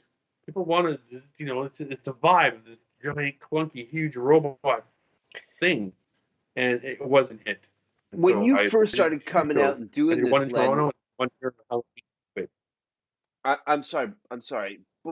Because I'm getting excited 'cause you said something, and I'm just trying to get all of it. Okay. Cheers. Apologies for that. I feel like, was there a lot of people in and around that time that were being as theatrical as you were, getting dressed up, creating a costume from nothing, and hitting Yeah. stage and perform? Who Well, no, it was wasn't there? even. No, it wasn't a costume. It wasn't a costume. There's Anger Fist has a mask. There's a Marshmallow has a buck on his head. That's now. Yes, that's now. Sure. I'm talking 1998. What was the year of, what would you say is the year of Paladin? Paladin started 1996. Okay, so when that happened in 1996, who else was I've got one example. For example, the one person I can think of, because I'm not quite sure when Daft Punk started doing the masks, what year that was, so I can't remember. And if it was in around that time, clearly there's a strong I can show you a thing. distinction between. I mean, if you can still hear me, I was going to say DJ Unknown. I think he was out of New York City. I'm going to show you a thing. Check this out. I'm in the book.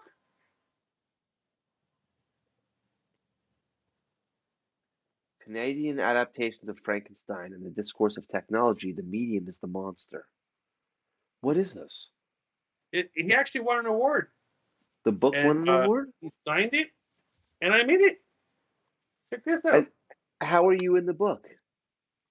Because he gives me credit before Deadmau5 of being the guy that did the costume DJ thing. See, this is what I was trying to say, is that the only person that I can really think of that was doing something with a mask, I don't know if you hear me, and I might be wrong, I have no idea, right? DJ Unknown, and I think he was out of New York, and I think he was like a party rock DJ, like hip hop and scratches and stuff. It wasn't like he was like exactly a rave DJ.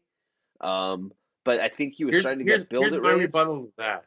I'm sorry? Is that for someone who was a Paladin fan, Paladin was an entity. It was a thing. It was a feeling. It was like, it wasn't just a guy who threw a mask on. It was Paladin. When Paladin walked in the room changed, dude. So this thing that you were doing. People bought into it. People were like, I'm gonna dance to that robot. That's not Len in the suit.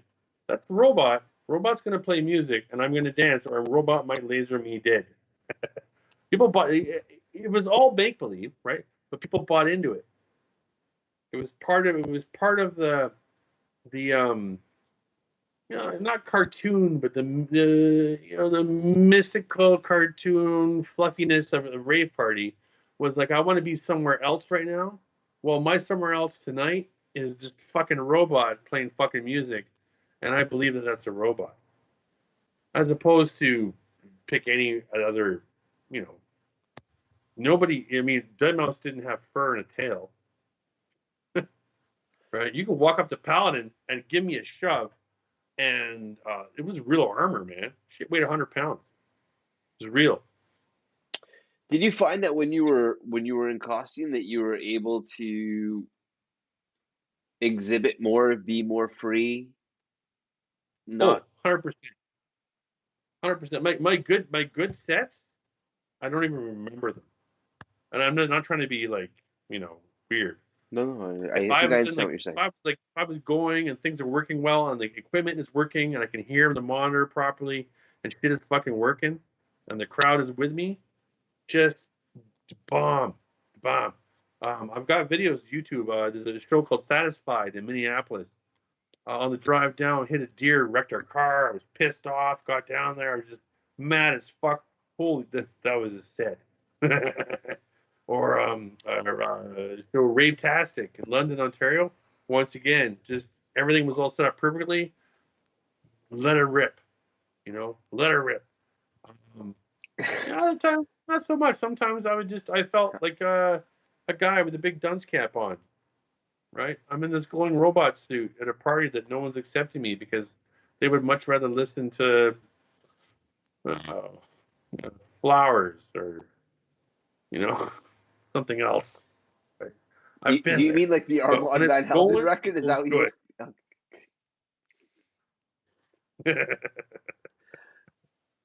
Were you gosh, the costume, I think that book might be right, because I'm just trying to think like who else was doing that. Now there's a dozen examples of masks and costumes. And here's the thing: if tomorrow, let's say tomorrow, I win the local, I have bought tickets for a local several $100,000 hospital draw, okay?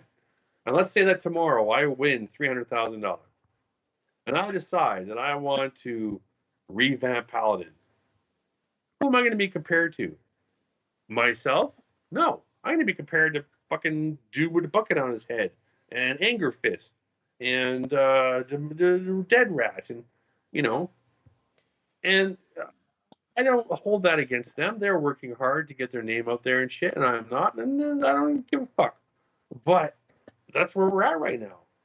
I was the guy back in 1996 that nobody knew, playing music as an unknown weird entity, doing dumb weird shit, playing music that no one ever heard of and nobody knew they liked until they heard it. Back then, 25 years ago, right? And if I was to go back and do it now, it wouldn't work. It just wouldn't work. Not like it did. And I would much rather remember it when it worked than to try and do it again and try to make it work. I don't think I could. I don't even think I could throw enough money at it to make it work like it did back then. Because back then, I have recordings of 100, 500,000 person rooms where the bomb worked. And I much remember, have Paladin remembered that, for sure. If you had 3 records that were in your bag that you knew that no matter where you are or what was going on, these records are going to light it up. It's going to make the room explode, dance floor, very excited. These records you love so much, they never leave your bag. They're always there, regardless of the year that they were issued. What are these 3 records? It'd be really cool if I pulled them out right now. Wouldn't that just fucking fuck you up? No, it wouldn't, but you'd be first. I'd be the first. Yeah, no, it's... Well, here's one thing I'll tell you is that this wall records have all been played. Do you know what this moment is? Actually, this is the moment to see... I could have a giant wall of records, right. Most of them being pool records and never they were played. Right. These are all have sweat and DNA on them, right? Okay. 3 records. 3. 3 records, and I'll give you a story for each. I can do it. I can totally do it. A story for each. Oh. I'm gonna set the mood lighting. Ready? Quick. All right, go. Perfect. Let me think now. I have to use the right arm. This arm. And backwards. So, oh no, wrong way. Oh. When you're ready. Am I pointing at the record? You guys doing great. I can't see what it is. What are you pointing to? If I didn't start with this record, I would get the first ever SOS hate mail. That's the SOS track. That's the first copy of it that I bought. SOS, This House Is Mine. Now, there's 2 really good stories about this record. Number 1, I didn't make the song. It was first played by DJ Elixir at the Toga party in Toronto, year unknown, I totally forget. And he played it. And I like, you know, I'm a big guy, and I enjoyed it. Him and I have talked about this since then. It's really funny to us. I walked out and like, you are giving me this record. Like, you know, this is going to be my record. And he didn't even argue, because it was obvious. So that's that. Right? The other part of that story, though, is that not everyone knows that an electric Commander Tom played, but he was committed to do the video for Icy Red by Sony Music, and they wouldn't let him come to Canada. We even tried to have the video shot at Electric. We were willing to pay for the crew to come over. We're like, well, do it. We wanted it. Like, no. So Tom was like, listen, I just can't come. But I can send you a guy who is really good.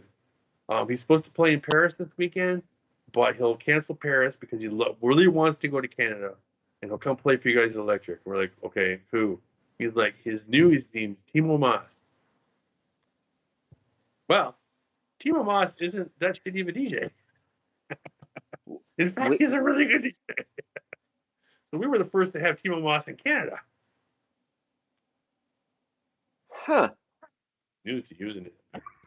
So anyways, long story short, later on, after the giant party and everything's amazing, and Timo Maas just people pull their hair out, is amazing.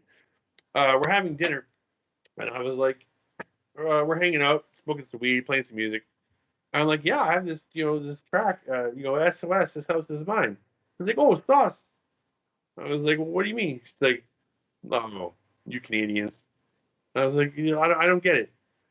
He's like, I've heard that song before. He's like, it's kind of a joke, because in Europe it's kind of slang for coke, so it's kind of like, it's a coke song. This house is mine. It's like, it's.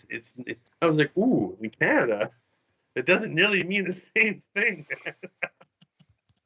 So it was one of those things where like, I'm gonna let you keep that to yourself, and that's not why I bought this record. It's like, oh yeah, no. I feel like North America was a lot more obvious with their music. Like I'm thinking about Eric Clapton was like very. There's a few songs that you obviously know are a thing, but they're not a thing. Well, I didn't know it was a thing until I talked to a guy who knew it was a thing from Europe. And for me though, because he's like, because you're DJ SOS, you can totally play that song. He's like, this is your song. Don't worry about it. But like in Europe, it was not a cool song. So, anyways, that's that. Record number 1. I still play it because the SOS song, SOS This House Is Mine, is referring to me and not to the subtle European 1992 to 1992 and a half drug reference. Moving on, I would have to probably pick Binary Fire in 1998, the Paul Van Dyk remix. Of course, are you ready for a shocking sentence? I have a story for that. I'm wondering what the shocking story is behind the Paul Van Dyk remix of Binary Fire in 1999. So I'm playing at a party at you know what? I'm not familiar with the remix, so I'm coming in fresh. Obviously, know the original. The original. No, Monster Bus. Your deadpan is really good, man. I love your deadpan is really good. It's important that I'm here to hear everything.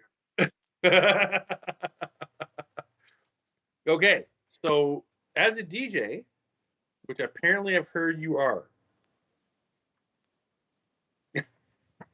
you have to imagine the situation. Opinions vary. Timo Maas, the guy we were just talking about, fast forward a few years, now is super popular in Canada, has just played, and as his set is ending, the sun is coming up to the windows at the Downsview Airport. Okay, sunrise is happening. Sunrise, Timo Maas has played, the room is full, people are losing their minds. I just started my set, and a good friend of mine, Steve Fulton, I remember seeing him come like through the crowd, like on a mission. Comes through the crowd, He's like, Len, you have to listen to this record. Now, Steve Fulton, if anyone knows him, he's incredibly intelligent, and he has gotten me. I should say that in the past has gotten me in some amazing records. He helped me get. It was from Italy. It was $50. Oh, anyways, he helped me get another track that was super amazing. I forget the name of it right now. So, anyways, he comes up.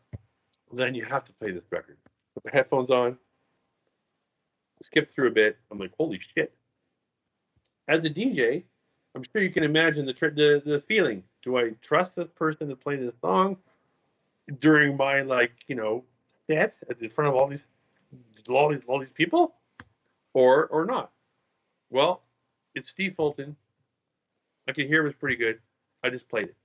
Didn't listen really.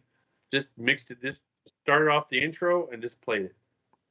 And well, if you've heard the Paul Van Dyke remix of Binary Finery, and if you were there at Downsview Airport as the sun came up through the windows as Binary Finery fucking played, we all heard it for the first time together. Oh my God. Just, oh my God. Side note, I played at a mini tour out west, and I ended up in a hotel room with Binary Finery. And so I was like, hey, I gotta tell you a story. And we're chit-chatting and hanging out. It turns into we're drinking. I went back to my hotel room, got my record crate. We're going through each other's records. And other people are like, what are you doing showing each other your records? And like, well, fuck off. As if we're going to play. We're just hanging out. Super cool dude. So I got to tell him that story too. That in Toronto, a huge market for your song. I was the guy who played it first, and I played it as the sun came up at an airport hangar with 4,000 people. And he was like, that's what it was meant for. I think it's pretty funny to think about that there's a couple of people inside of a room somewhere, 25 years ago, showing each other their, musical collection and unable to actually sample what it is that they like so much about the song. You had to use your best description at that moment and be like, I feel that this record is, and because that was it. And it's not like now where it'd be like, check this out on your phone. Be like, check it out. Your phone, yeah. Yeah, right. And it's just you think about it. It was good enough back then. I remember even pulling a record out of the same, check out the size of this break. Because was the record gonna have an elaborate sticker? Was there gonna be an artwork sleeve? Was it just gonna be a black sleeve with just some fucking writing on it? Which, when that happened, especially if someone was going off about it to you, you'd be like, I'm never getting that fucking record. Just shut up. Yeah. Stop telling me about it. I'm never just. You should look at me and be like, this is the best record ever, and you're never gonna get it. This is a record you're never gonna get. Right? Because it was like, okay, thanks. That's 1, 2.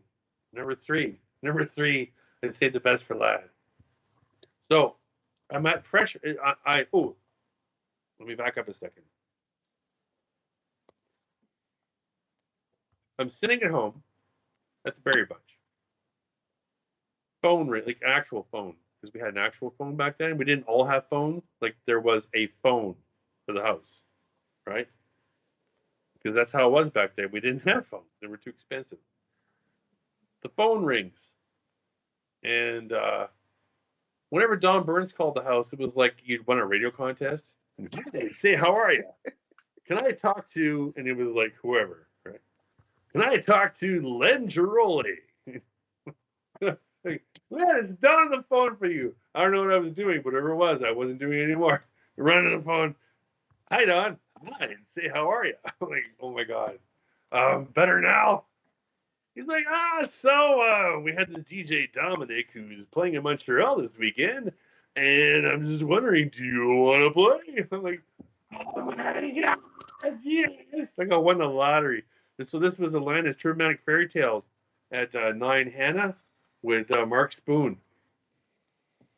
I don't know if you were there or not. Epic party. Full color lasers. I think I was. One room party. Oh my God. So anyways, I'm like, fuck yes. So of course, as any DJ does, races down the street, like I said earlier, to Fresh Records, a local record shop. I'm like, I need music.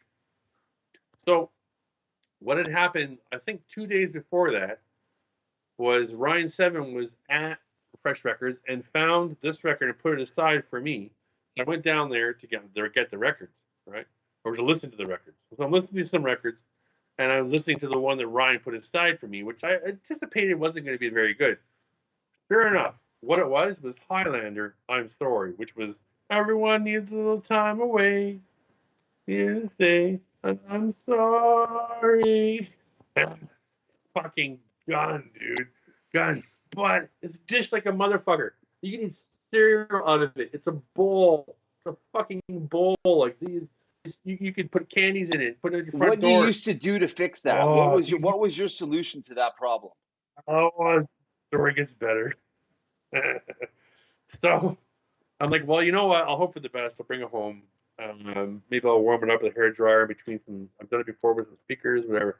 I'll fix it. I have to have this record. Bring it home. Fucking doing the. I warm up the hair dryer. I'm doing the thing where you kind of like flex it, you know? You did the hair Fucking crack dryer, on eh? turn half. Yeah, you did the hair And dryer. this is the day of Saturday, whatever the day is. Dramatic Fairy Tales, Atlantis, DJ SOS filling in for Dominic, opening set for like whatever number of fucking people. Don't Suck. Just is the best song anyone's ever heard. Full stop. So I call Lou at Fresh Records, and I am literally choking up. Like you can hear it in my voice. I am choking up. Like Lou, I was trying to undish the Highlander record, and it cracked in my head. Please tell me you have one more. He's like, well, I have one in somebody's. Before he can say somebody's pile, I'm like, put something else in his place. I hung up the phone, raced my bike down to Fresh Records, gave him I think it was $25 for the record.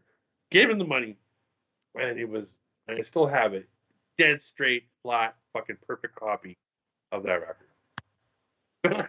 Get down to the show. After all this stress, right? Get down to the show. I play my set, which doesn't even matter to me. The whole set up until this point, the first 55 minutes are all just a lead up to this moment. Get to this moment because the DJ after me is Mark Grimace, right? And Grimace is getting ready. I'm just looking at him, smiling. And Don Burns is up there because he's going to intro Mark, and intro me. And I look back and I'm like, wait till you motherfuckers hear this fucking song. And they're like, kind of, who are you? Kind of, I mean, we were friends, but like, whatever. It stopped the whole party. Everyone needs a little time away. The place fucking pulled their hair out. Just played the song front to back. So it worked. Like, didn't know what to do. Like, how do I follow this? Burns is like, you're playing our next party. It was so good. Oh my god. So yeah, it went from zero to hero thanks to Lou at Fresh Records. And my goodness, what a good song. So those are my 3 records. Almost every record here has a story like that. That was really cool. I like that. It's funny. I feel like when you think about the history of Toronto's vinyl shops where DJs were shopping and doing their things, I want to say the number one store people are going to say is Play Record, and then after that, Oh, wait.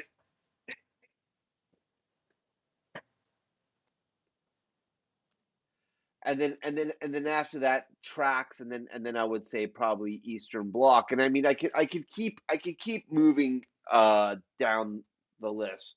Maybe at one point, I this is maybe become biased because I worked there at the time, but I felt at one point Eastern Bloc and Tracks were kind of on a level. Um, what a lot of people didn't talk about, unless you knew, I felt like that was the for those who know, was Fresh Records. It was, I mean, like, not like the record stores were really close to each other downtown. They weren't. You'd definitely be going for a hike. Um, but Fresh was just at the other end of town. It wasn't remotely close to any of the other record stores. It was a $20 cab ride from Tracks, if you will.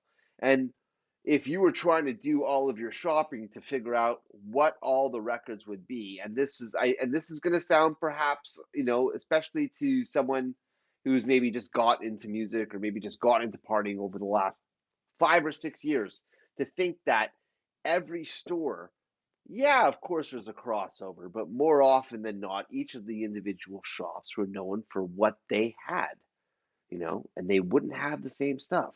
So, for example, yes, of course, you could probably get a great trance record at Trax or Eastern Bloc, but at the time, or at least for a moment, there was a record store called Transatlantic.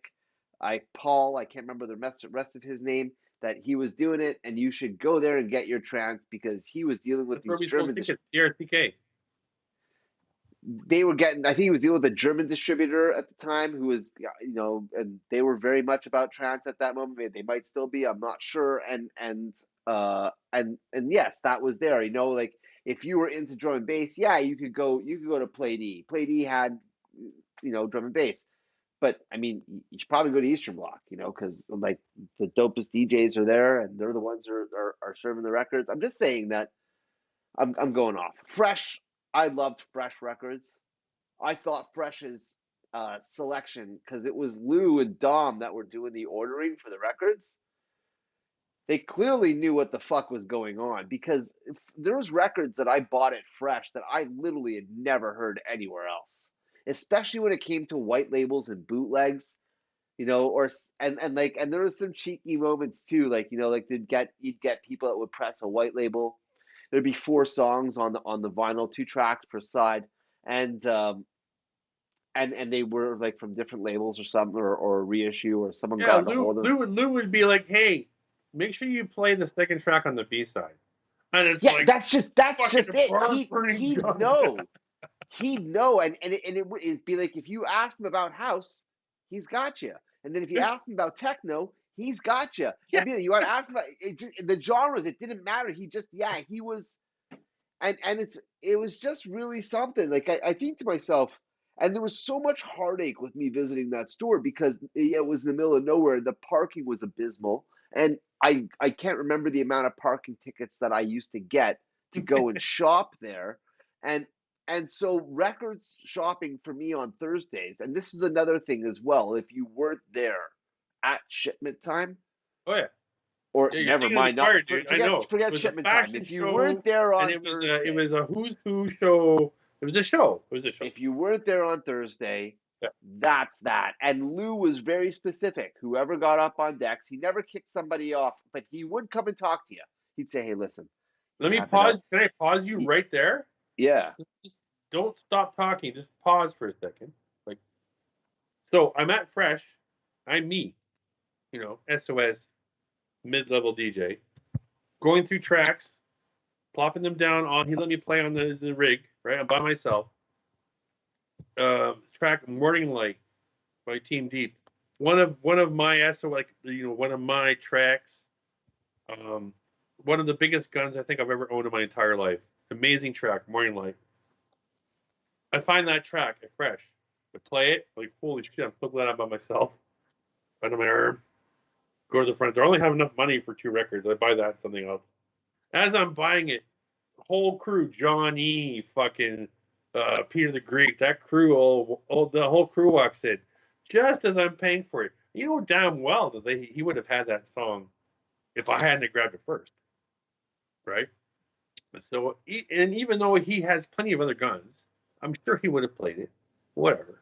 But for me, it was like a career-defining record, dude. Like, it was one of those things where I was, like you said, at Fresh, I was the guy who was there 3-4 minutes ahead of the other guy and got to hear that record and buy it. I feel like there's a whole show that could be dedicated to what you just talked about. Oh, plus he introduced me to a label called Supreme Intelligence. Fucking, this is a whole. 50% of Paladin was all. That's where Paladin's first record came from, was Fresh Records. Renegade Legion. Darkness. He's crazy. Fresh Records spawned Paladin. Completely valid statement.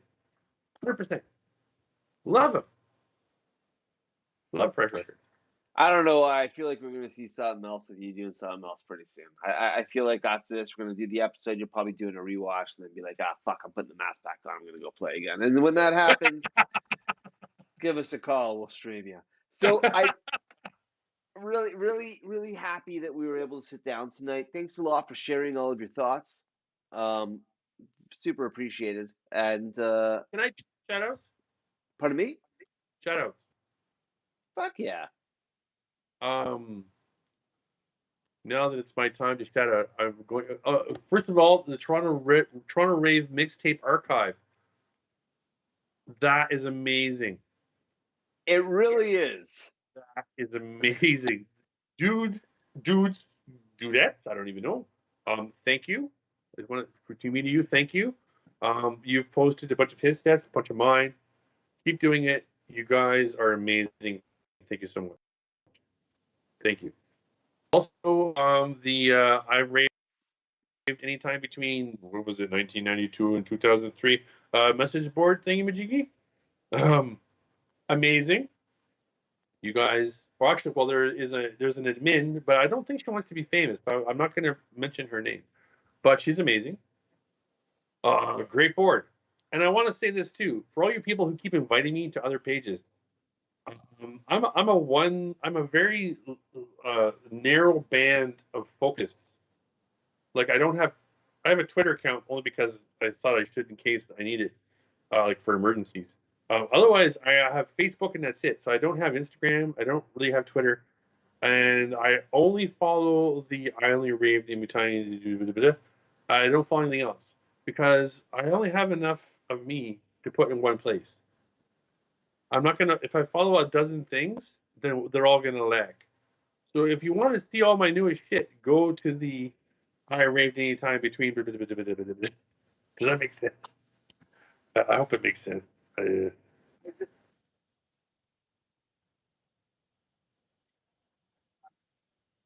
you know what? Here, give me a second. No, I'll use my. You guys can't see, but I have a giant wall of people in lab coats and computers and lasers and drills and things. That was a lie. Anyways, I'm gonna click on this. Oh, by the way, you need at some point you need to see the profile picture I did of us. It's of you, myself, and Andrew Dorn in Thunder Bay the last time you played here, and I am full cupping your man boob. So I have almost carnal knowledge of you. Yours is firmer than mine, by the way. In case you're wondering. Yeah. If you want to keep track of the shit that I'm doing, the obvious stuff, go to Facebook and type in S.O.S. or type in Paladin. And then there's the I raved in Toronto at any time between 1991 and 2003.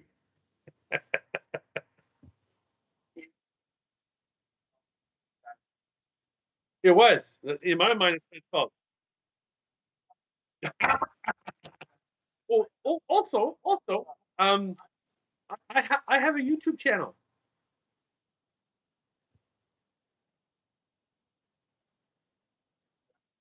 Thank you. Uh, once again, it's called Old School Rave Videos. Old School Rave Videos, and you're in some of them.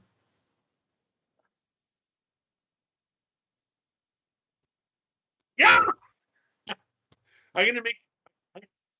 I know, no. I'm gonna get one of those Korean Fiverr things. You know, it's like $10 for a video. I'm like a stick kicking in the door. I'm gonna take you in it and be a millionaire. Oh, it's so funny. You have no idea. The look on your face was so good. You have no. I. That's too bad you don't remember it. It's probably a good thing you don't remember it. Hey, the good news is that we still let you in the kitchen. We just cut the door behind you and gave you a beer.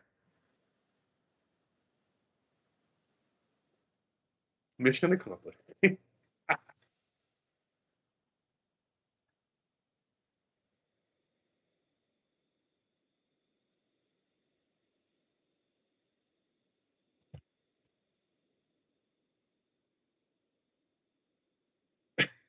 The best.